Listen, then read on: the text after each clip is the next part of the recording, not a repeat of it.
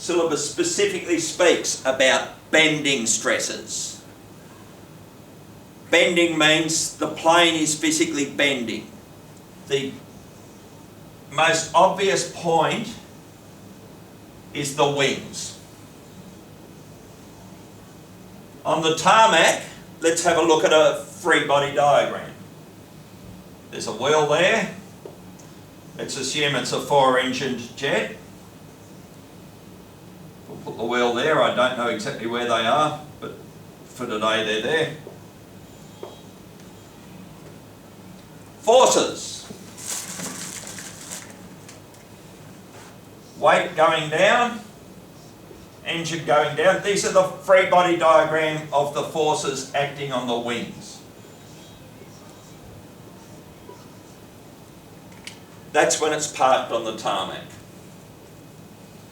When it's flying, this is where I said uniformly distributed load is a problem because the wings produce a uniformly distributed load. Actually a non-uniformly distributed load, which makes it even worse. There's our wings in flight. I'll actually draw them bending up, which is how they actually happen. I have got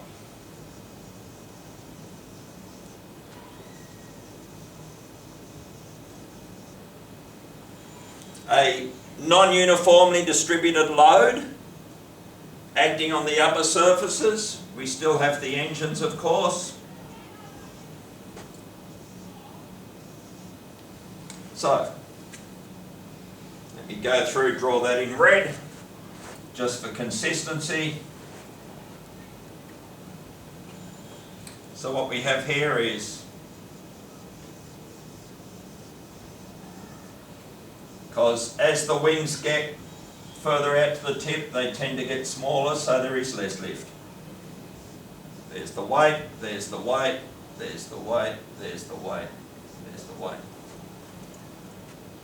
Forces on a plane on a tarmac are exactly this. Point loads. You could happily calculate that. Assume there is a central beam holding up the wing. What are the shear forces on the wing? In flight, bending stresses on the wing change.